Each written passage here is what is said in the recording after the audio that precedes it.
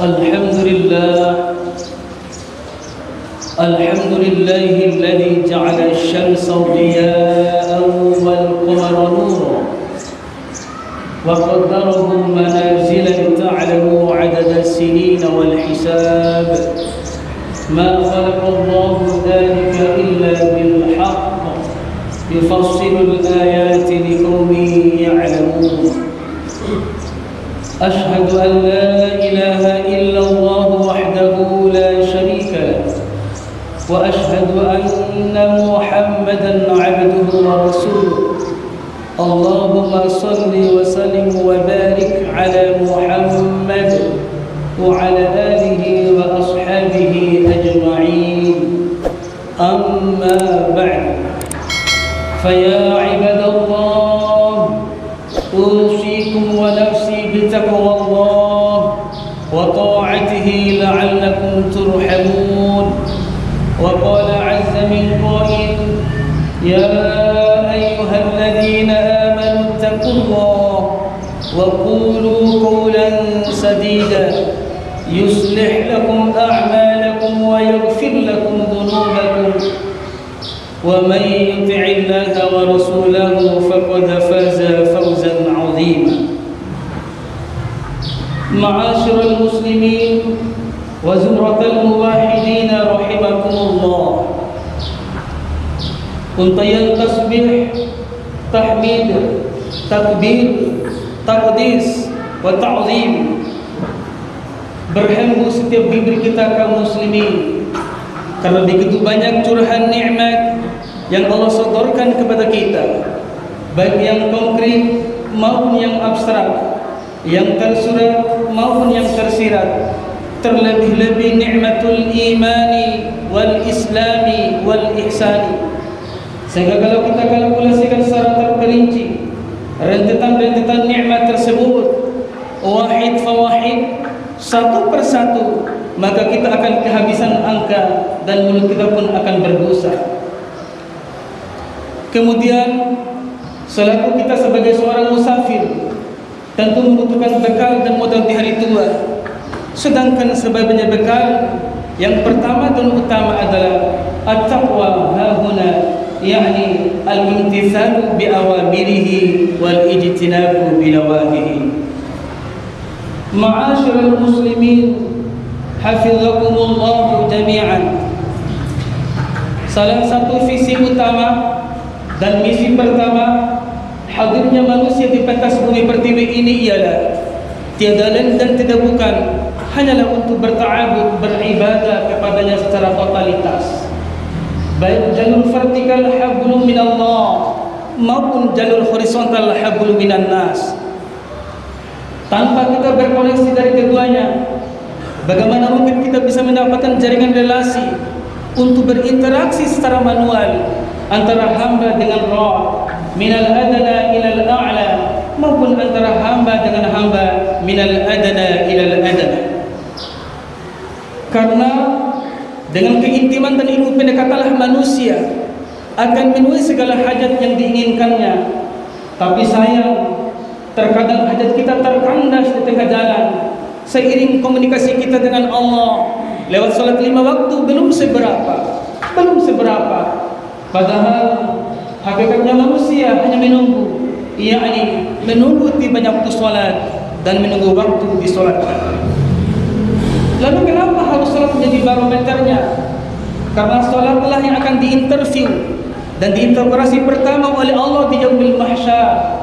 Salatlah yang diterima oleh Nabi saat rihlatul muqaddasah, perjalanan suci, tugas dinas beliau dalam peristiwa yang sangat spektakuler, yakni Isra wal Mi'raj sebagai mandat akbar. Salatlah yang membedakan profil identitas diri kita, apakah muslim atau kafir. Bahkan salatlah sebagai tolak ukur penentu baik buruknya amal ibadah yang lain. Kemudian menunggu waktu disolatkan, maksudnya bahwa kita manusia ini tidak selama-lamanya hidup. Ada saatnya kita berada di belakang imam, tapi nanti kalau sudah giliran mati, maka posisi kita akan berada di depan imam disolatin inna lillahi wa inna ilaihi raji'un. Sebab manusia awalnya dari tiada menjadi ada. Artinya ada yang menciptakan, yaitu Sang Khalik, Tuhan yang Maha Hidup. Huwal awwal wal akhir wal zahir wal batin.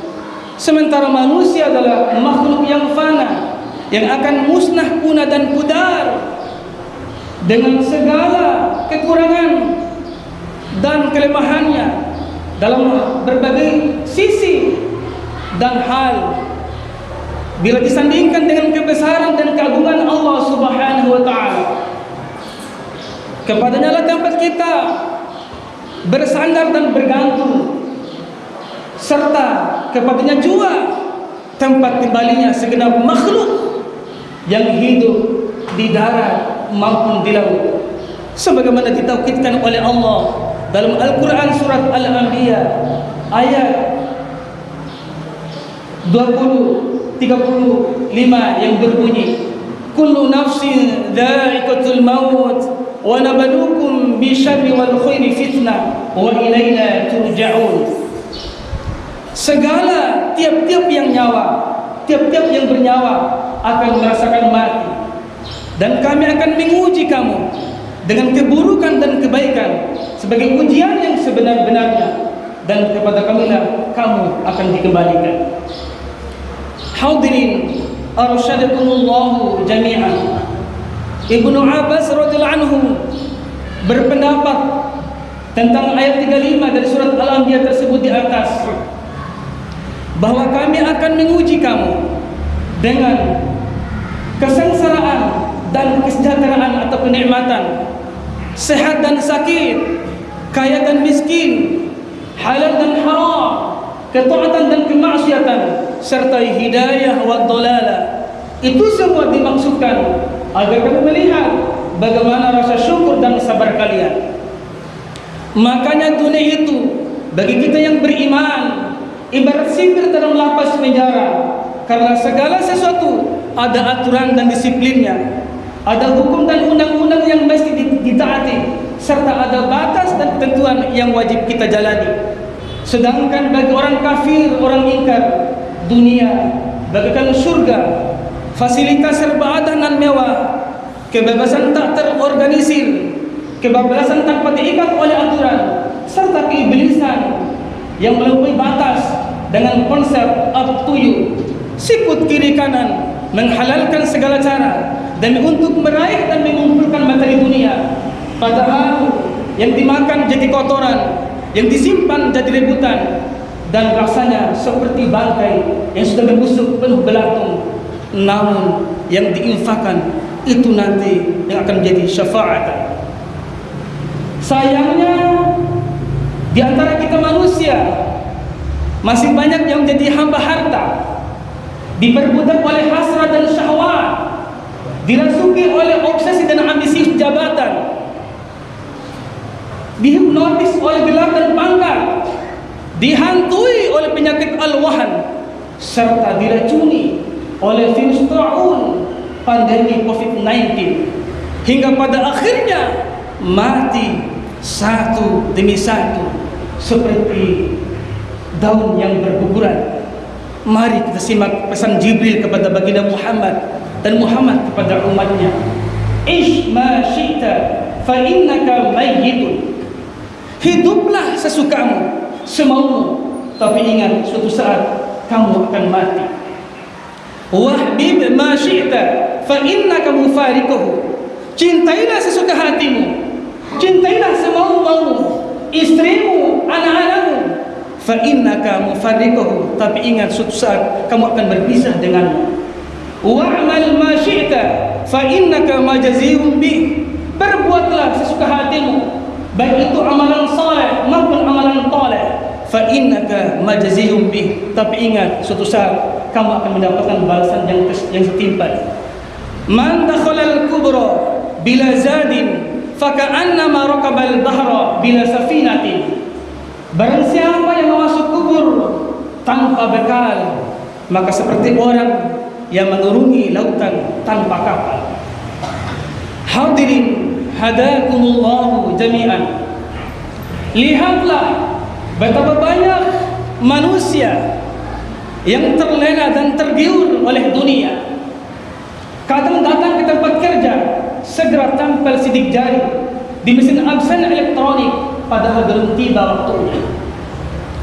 Kita biasanya datang menunggu giliran di rumah sakit, di puskesmas, di dokter spesialis, buru-buru padahal jam prakteknya belum dibuka. Kita biasanya berada di ruang tunggu stasiun kereta api, rela duduk berjam-jam sebelum waktu keberangkatan. On time 1,5 jam untuk check-in di airport bandara, padahal belum tiba waktu keberangkatan. Namun tatkala kita mendengarkan lantunan suara adzan, kita abaikan, kita seringkali anggap enteng, santai, acu tak acu, ogah-ogahan, bahkan overacting tanpa merasa bersalah sedikit pun.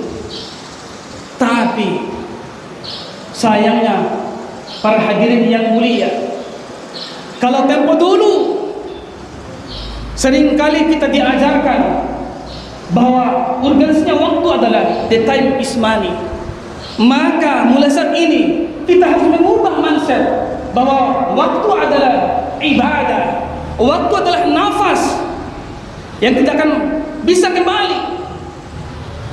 Karena sesungguhnya manusia hanya mengendara di atas punggung usianya, digulung oleh hari, dililit oleh bulan, dan diikat oleh tahun tanpa terasa.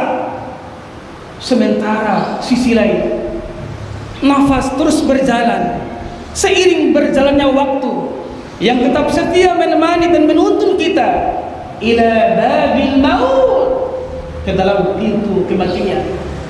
Maka sebetulnya dunialah yang semakin kita jauhi dan liang kuburlah yang semakin kita dekati.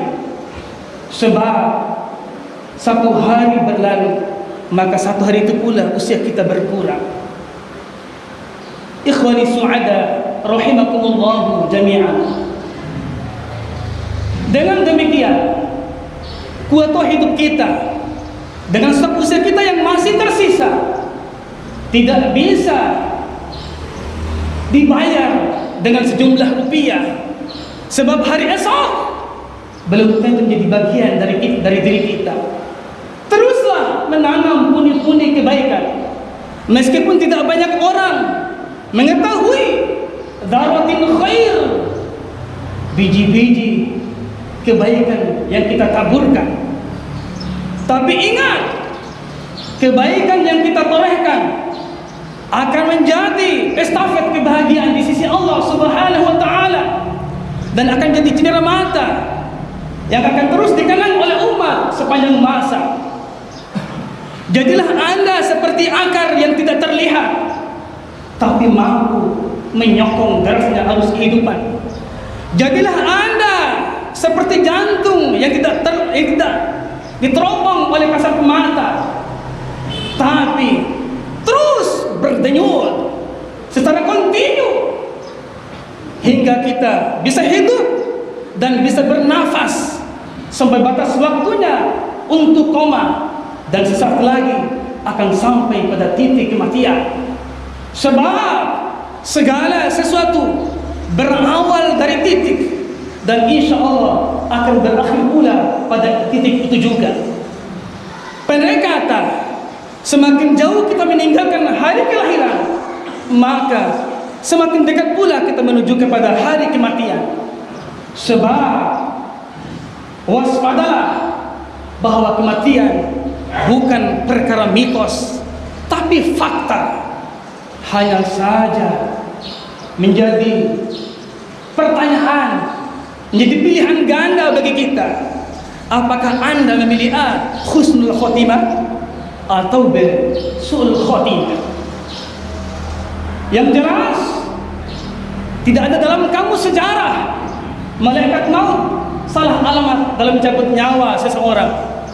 Maka genggamlah dan gigitlah dengan gigi gerahamu dua nasihat Nabi. Pertama, pandai berbicara. Yang kedua, hanya diam saja. Apa kata beliau dalam sebuah hadisnya? Taraktu fikum mau'idataini, natiqan wa samitan. Fan-natiqu huwal Qur'an, wa samitu huwal maut. Aku telah meninggalkan dua nasihat buat kalian. Natiqan wa samitan. Satu pandai berbicara dan satu hanya diam saja. Fan-natiqu huwal Qur'an. Yang pandai berbicara adalah Al-Quran. Kita bertanya tentang jual beli, tentang bisnis, Al-Quran akan menjawabnya. Kita bertanya tentang muamalah wal muasyarah, Al-Quran akan menjawabnya. Bagaimana cara bertamu, bagaimana cara dalam segala hal, Al-Quran akan menjawabnya. Wasamitu huwal maut. Adapun yang diam saja adalah yakni kematian. An Abi Bakar As-Siddiq radhiyallahu anhu, al-zulmatu khamsun wa siraju lahu khamsun. Abu Bakar telah berkata bahwa kegelapan itu ada 5 dan alat penerangnya juga ada 5. Hubbud dunya zulmatun wa siraju lahu at-taqwa. Cinta dunia adalah gelap dan lampu penerangnya adalah takwa. Wa dzambun zulmatun wa siraju lahu at-taubah. Dosa juga adalah gelap dan lampu obor penerangnya adalah taubat. Wal qabaru zulmatun wa siraju lahu la ilaha illallah Muhammadur Rasulullah. Kubur juga adalah gelap dan lampu penerangnya adalah la ilaha illallah Muhammadur Rasulullah. Tidak Tuhan selain Allah dan Muhammad utusannya. Wal akhiratu zulmatun wasirajulaha al-amalu salih. Akhirat juga adalah gelap dan lampu penerangnya adalah amal saleh. Wasiratu zulmatun wasirajulahu al-yaqin. Begitu juga sirat yang katanya belah 7 dari sehelai rambut kita juga gelap dan lampu penerangnya adalah yakin kepada perkara gaib. Hadirin jamaah Jumat rahimani wa rahimakumullah jami'an. Manusia di mana dan kemanapun berada selalu dikawal oleh malaikat raqibun wa atidun dengan tetap standby sisi kanan dan kiri, bagaikan CCTV yang akan memantau, melihat dan menilai sebagai tim asesor terhadap tindak tanduk manusia siang dan malam dalam kurun waktu 24 jam.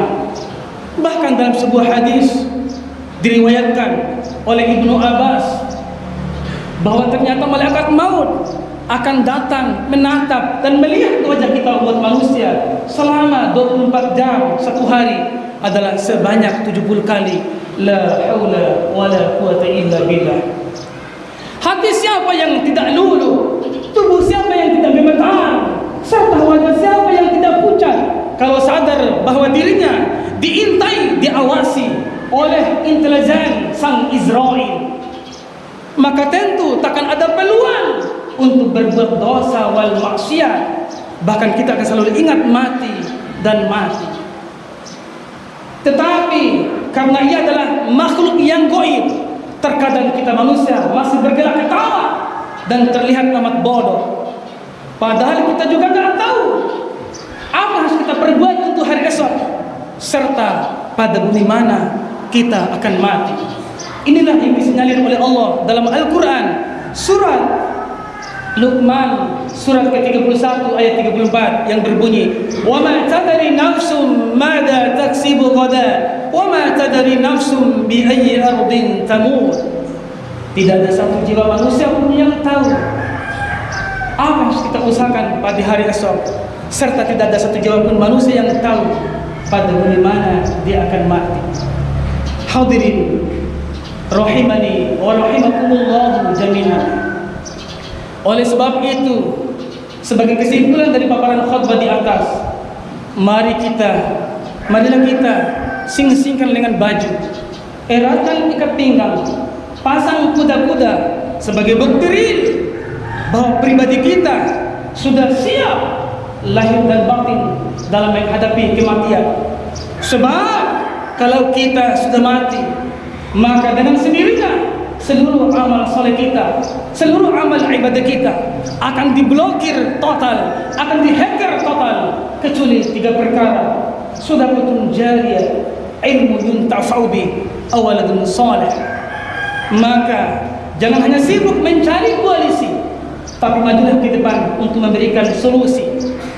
Jangan selalu salah spekulasi agar kita tidak berujung di kantor polisi, karena segala sesuatu yang diajukan oleh malaikat, yang akan diinterview oleh malaikat, tidak bisa diintervensi oleh siapapun. Semoga kita semua kelak bisa reuni akbar bersama di kavelingan surga Jannatul Firdaus. Amin amin ya rabbal alamin. Barakallahu li wa lakum fil Qur'anil azim, wa nafa'ani wa iyyakum bima fihi minal ayati wa dzikril hakim, wa taqabbal minna wa minkum tilawatahu innahu huwas samiul alim. Aqulu qawli hadha wa astaghfirullaha li wa lakum wa lisairil muslimina wal muslimat fastaghfiruhu innahu huwal ghafur.